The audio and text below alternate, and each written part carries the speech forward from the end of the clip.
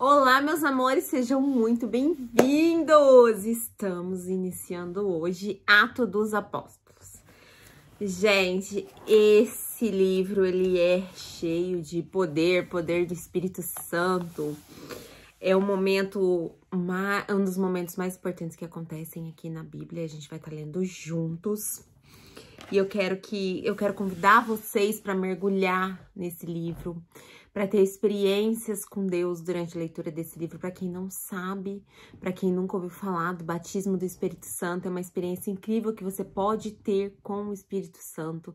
Esse batismo te reveste de poder. Os apóstolos, eles precisaram desse batismo para eles poderem ir pelo mundo, para pregar o evangelho, para enfrentar tudo que eles enfrentaram. Jesus subiu ao céu e deixou o Espírito Santo aqui na terra com a gente. Por isso a gente pode estar sempre chamando por ele, clamando por ele, que ele vai estar ali nos orientando, nos dando direção. É algo que Deus deixou para nós e é importantíssimo que nós saibamos aproveitar isso que Deus deixou para nós, ok? Vamos começar? Então vamos lá, Atos dos Apóstolos. 1. A ascensão de Jesus. Em meu livro anterior, Teófilo, escrevi a respeito de tudo que Jesus começou a fazer e a ensinar, até o dia em que foi levado aos céus, depois de ter dado as instruções por meio do Espírito Santo aos apóstolos que haviam escolhido. Depois do seu sofrimento, Jesus apresentou-se a eles e deu-lhes muitas provas indiscutíveis de que estava vivo. Apareceu-lhes por um período de 40 dias, falando-lhes acerca do reino de Deus. A certa ocasião, enquanto comia com eles, deu-lhes esta ordem: não saiam de Jerusalém, mas esperem pela promessa de meu Pai, da qual falei a vocês. Pois João batizou com água, mas dentro de poucos dias vocês serão batizados com o Espírito Santo.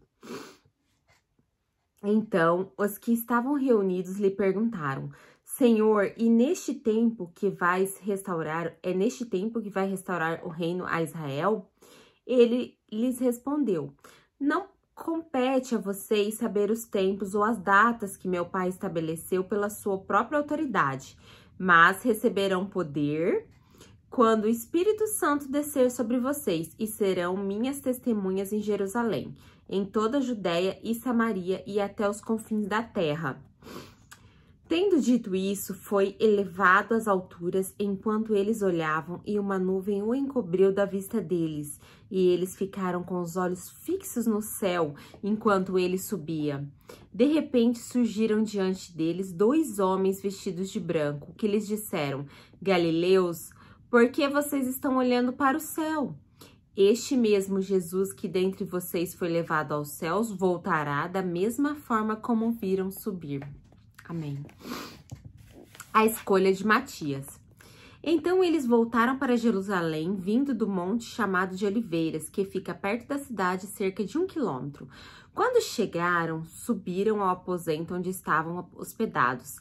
Achavam-se presentes Pedro, João, Tiago e André, Filipe, Tomé, Bartolomeu e Mateus, Tiago, filho de Alfeu, Simão, o Zelote e Judas, filho de Tiago.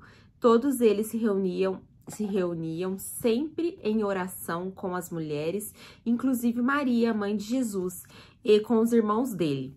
Naqueles dias, Pedro levantou-se entre os irmãos, um grupo de cerca de 120 pessoas, e disse: Irmãos, era necessário que se cumprisse a escritura, que o Espírito Santo predisse por boca de Davi a respeito de Judas, que serviu de guia aos que prenderam Jesus. Ele foi contado como um dos nossos e teve participação nesse ministério.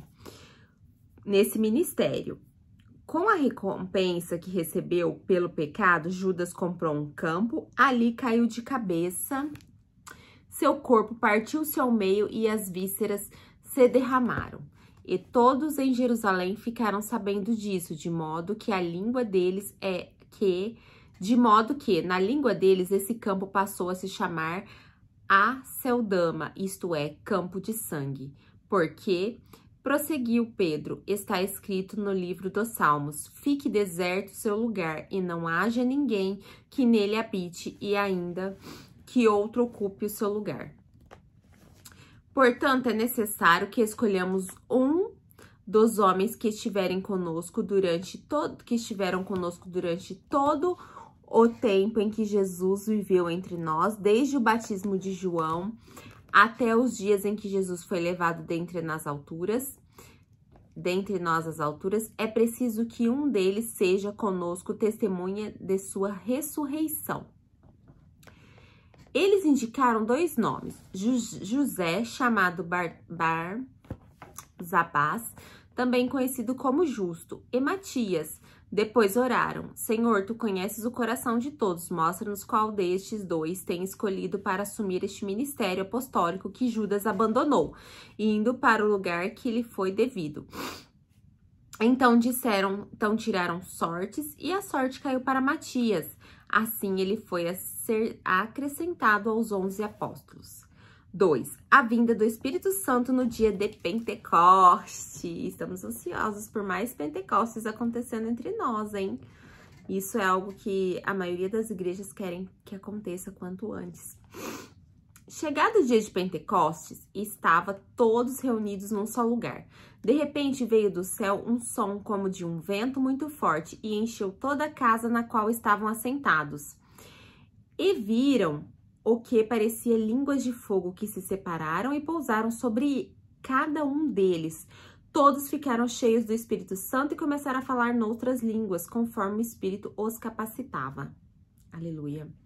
Havia em Jerusalém judeus devotos a Deus, vindos de todas as nações do mundo. Ouvindo-se os sons, ajuntou-se numa multidão que ficou perplexa, pois cada um os ouvia falar em sua própria língua.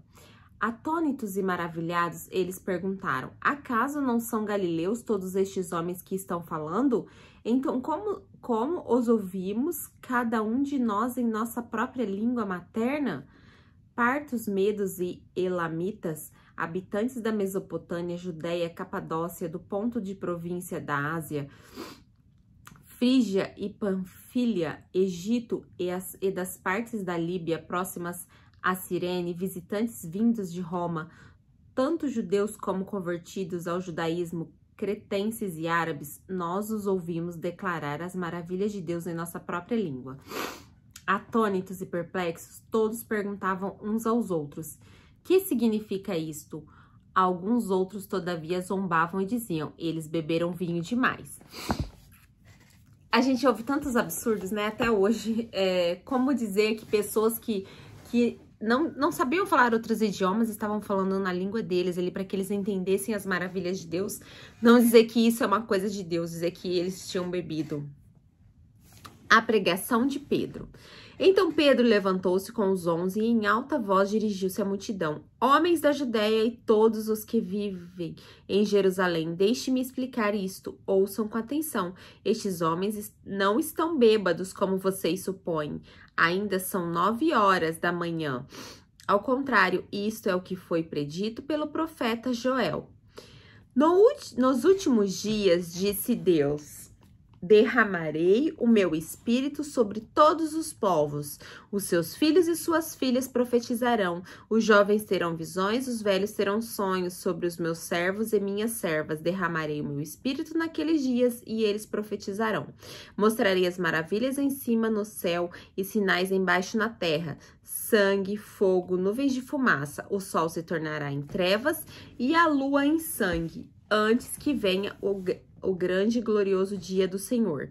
E todo aquele que invocar o nome do Senhor será salvo.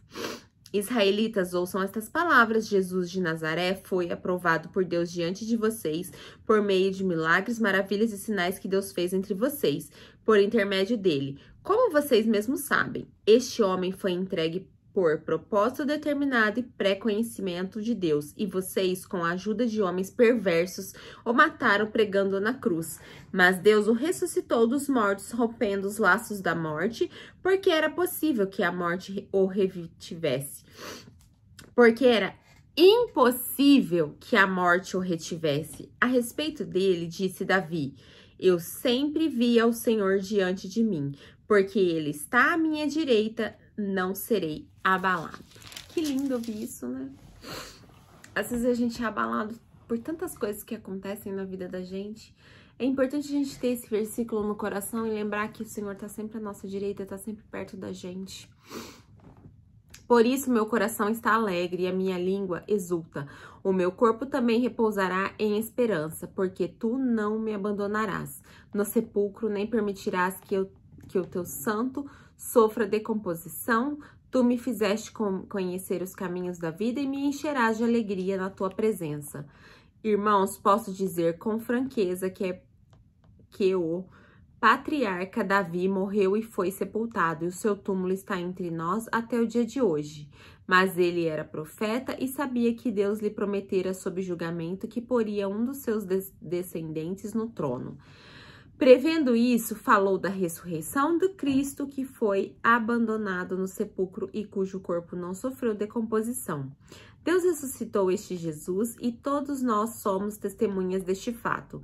Exaltado à direita de Deus, ele recebeu do Pai o Espírito Santo prometido e derramou o que vocês agora veem e ouvem. Pois Davi não subiu aos céus, mas ele mesmo declarou: o Senhor disse ao meu Senhor, senta-se à minha direita, até que eu ponha os teus inimigos como estrado para os teus pés. Portanto, que todo o Israel fique certo disto. Este Jesus a quem vocês crucificaram, Deus o fez Senhor e Cristo. Quando ouviram isso, ficaram aflitos em seu coração e perguntaram a Pedro: e aos outros apóstolos, irmãos, que faremos? Pedro respondeu: arrependam-se e cada um de vocês seja batizado em nome de Jesus Cristo para perdão de seus pecados e receberão o dom do Espírito Santo, pois a promessa é para vocês, para os seus filhos e para todos os que estão longe, para todos quantos o Senhor, o nosso Deus, clamar. Com muitas outras palavras, os advertia e insistia com eles: salvem-se desta geração corrompida. Os que aceitam a mensagem foram batizados. E naquele dia houve um acréscimo de cerca de 3.000 pessoas. A comunhão dos cristãos. Eles se dedicavam ao ensino dos apóstolos e à comunhão a partir do pão e das orações. Todos eles estavam cheios de temor e muitas maravilhas e sinais eram feitos pelos apóstolos. Os que criam mantinham-se unidos e tinham tudo em comum. Vendendo suas propriedades e bens, distribuíam a cada um conforme a sua necessidade. Todos os dias continuavam a reunir-se no pátio do templo, partiam o pão em casa e juntos participavam das refeições com alegria e sinceridade de oração, louvando a Deus e tendo simpatia de todo o povo. E o Senhor lhes acrescentava diariamente os que iam sendo salvos. Capítulo 3. A cura de um mendigo aleijado. Certo dia, Pedro e João estavam subindo ao templo na hora da oração, às 3 da tarde. Estava sendo levado para a porta do templo chamada Formosa um aleijado de nascença, que ali era colocado todos os dias para pedir esmolas aos que estavam no templo. Vendo que Pedro e João iam entrar no pátio do templo, pediu-lhes esmola. Pedro e João olharam bem para ele, então Pedro disse: olhe para nós. O homem olhou para eles com atenção, esperando receber deles alguma coisa. Disse Pedro: não tenho prata nem ouro, mas o que tenho, isto lhe dou. Em nome de Jesus Cristo Nazareno, ande. Segurando-o pela mão direita, ajudou-o a levantar-se. Imediatamente os pés e os tornozelos do homem ficaram firmes, e de um salto pôs-se em pé e começou a andar. Depois entrou com eles no pátio do templo, andando, saltando e louvando a Deus. Quando todo o povo viu andando e louvando a Deus, reconheceu que era ele mesmo o homem que costumava mendigar sentado à porta do templo, chamada Formosa. Todos ficaram perplexos e muito admirados com o que lhe tinha acontecido. Quer dizer, os apóstolos, eles tinham recebido o Espírito Santo, eles estavam capacitados, eles estavam revestidos de poder para fazer aquilo que Jesus falou que eles fariam. Vão ao mundo, façam obras maiores do que eu. E Jesus falou isso para todos nós. A gente só tem que ter fé, coragem, determinação para que realmente isso aconteça na nossa vida.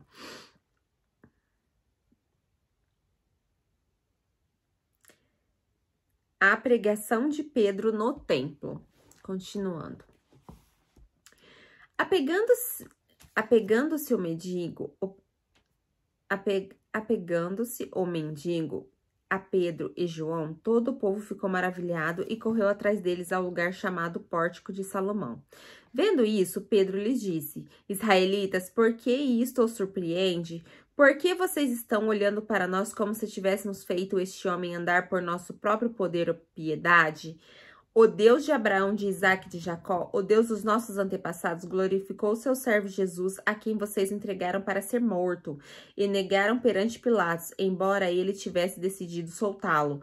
Vocês negaram publicamente o santo e o justo e pediram que fosse libertado um assassino. Aqui foi a hora da revanche, né, gente? Aqui foi a hora que Pedro jogou na cara do povo que eles fizeram, né?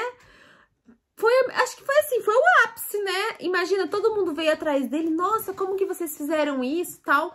E aqui foi o momento que ele, né, soltou o verbo mesmo. Eu fico imaginando, porque, imagina, tiraram deles e eles amavam a Jesus incondicionalmente e esse povo tirou Jesus dele. Imagina, assim, o jeito que eles estavam ali. Eles estavam realmente, não sei se furiosos, bravos, mas eles estavam indignados com o que aconteceu. E ali foi o momento que eles falaram tudo que veio na boca, né? Fosse libertado um assassino. Vocês mataram o autor da vida, mas Deus o ressuscitou dos mortos. E nós somos testemunhas disso. Pela fé no nome de Jesus, o nome curou este homem que vocês veem e conhecem. A fé que vem por meio dele lhes deu esta saúde perfeita, como todos podem ver. Agora, irmãos, eu sei que vocês agiram por ignorância, bem como seus líderes. Mas foi assim que Deus cumpriu o que tinha predito por todos os profetas, dizendo que o seu Cristo haveria de sofrer. Arrependam-se, pois, e voltem-se para Deus, para que os seus pecados sejam cancelados. Eles estavam indignados, foi o momento da revanche, mas eles tinham consciência que ele tinha muita ignorância do povo em relação a tudo, né? Para que seus pecados sejam cancelados, para que venham tempos de descanso da parte do Senhor, e ele mande o Cristo, o qual lhes foi designado Jesus. É necessário que ele permaneça no céu até que chegue o tempo em que Deus restaurará todas as coisas como falou há muito tempo, por meio dos seus santos profetas. Pois disse Moisés, o Senhor Deus levantará dentre seus irmãos um profeta como eu, ouçam em tudo o que ele disser. Quem não ouvir esse profeta será eliminado do meio do seu povo. De fato, todos os profetas de Samuel em diante, um por um falaram e predisseram estes dias, e vocês são herdeiros dos profetas e da aliança que Deus fez com seus antepassados. Ele disse a Abraão, por meio de sua descendência, todos os povos da terra serão abençoados. Tendo Deus ressuscitado, o seu servo enviou primeiramente a vocês para abençoá-los, convertendo cada um de vocês das suas maldades. Capítulo 4. Pedro e João perante o Sinédrio.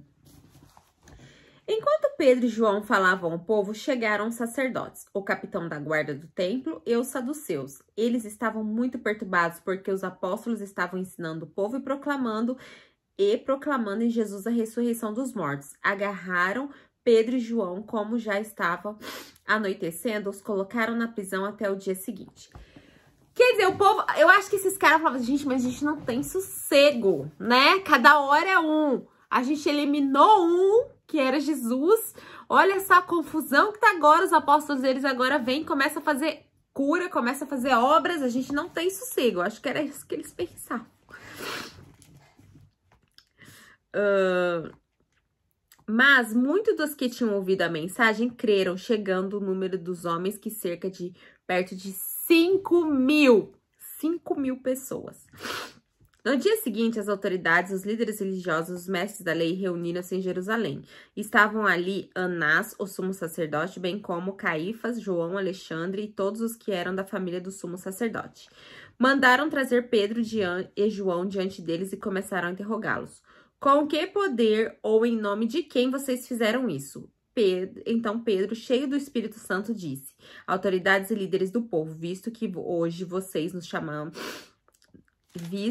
hoje somos chamados para prestar contas de um ato de bondade em favor de um aleijado, sendo interrogados acerca de como ele foi curado. Saibam os senhores e todo o povo de Israel que por meio do nome de Jesus Cristo Nazareno, a quem os senhores crucificaram, mas a quem Deus ressuscitou dos mortos, este homem está curado diante dos senhores.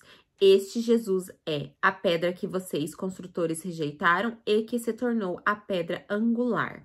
Não há salvação em nenhum outro, pois debaixo do céu não há nenhum outro nome dado aos homens pelo qual devamos ser salvos. Vendo a coragem de Pedro e de João e percebendo que eram homens comuns e sem instrução, ficaram admirados e reconheceram que eles haviam estado com Jesus.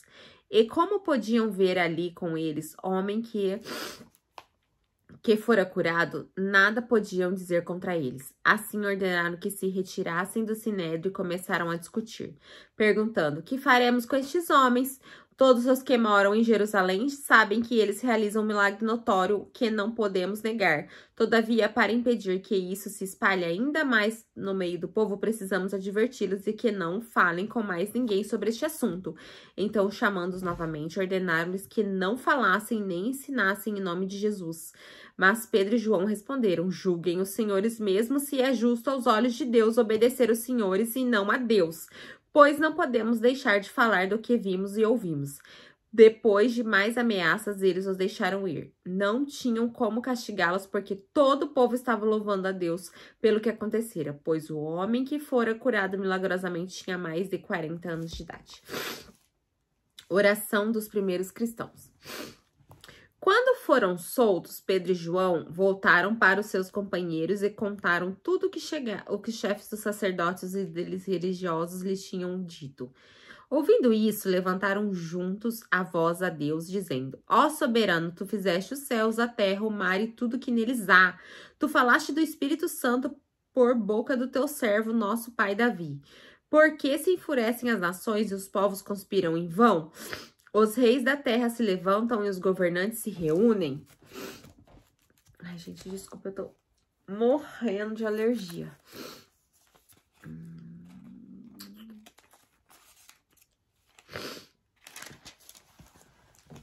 Contra o Senhor e contra o seu ungido? De fato, Herodes e Pôncio Pilatos reuniram-se com os gentios e o povo de Israel nesta cidade para conspirar contra o teu santo servo Jesus, a quem ungiste. Fizeram o que o teu poder e a tua vontade haviam decidido de antemão que acontecesse. Agora, Senhor, considera as ameaças dele e capacita os seus servos para anunciarem a tua palavra corajosamente. Estende a tua mão para curar e realizar sinais e maravilhas, por meio do meu nome e do seu santo servo Jesus. Depois de orarem, tremeu o lugar em que estavam reunidos. Todos ficaram cheios do Espírito Santo e anunciaram corajosamente a palavra de Deus. Gente, é muito importante esse versículo aqui, porque para eles terem coragem de fazer tudo isso, primeiro eles faziam o quê? Eles oravam. Aqui mostra a importância de você ter um momento de oração. Quando eles oravam, eles eram cheios do Espírito Santo. Isso dava coragem para eles, porque eles sabiam que eles poderiam ser presos, chicoteados, mortos, martirizados, e muitas vezes foi o que aconteceu. Só que Deus enchia eles tanto com o Espírito Santo que isso era pequeno para eles. Os discípulos repartem seus bens. Da multidão dos que creram, uma era a mente e o coração. Ninguém considerava unicamente sua coisa alguma que possuísse, mas compartilhavam tudo o que tinham. Com grande poder, os apóstolos continuavam a testemunhar da ressurreição do Senhor Jesus, e grandiosa graça estava sobre todos eles. Não havia pessoas necessitadas entre eles, pois os que possuíam terras, as casas os vendiam, traziam o dinheiro da venda e colocavam aos pés dos apóstolos, que os distribuíam segundo a necessidade de cada um. José, um levita de Chipre, a quem os apóstolos deram o nome de Barnabé, que significava encorajador, vendeu um campo que possuía, trouxe o dinheiro e colocou aos pés dos apóstolos. Capítulo 5.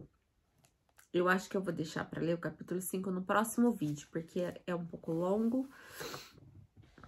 Enquanto isso, eu vou dar uma pausa aqui, tá bom, meus amores? Beijos, fiquem com Deus.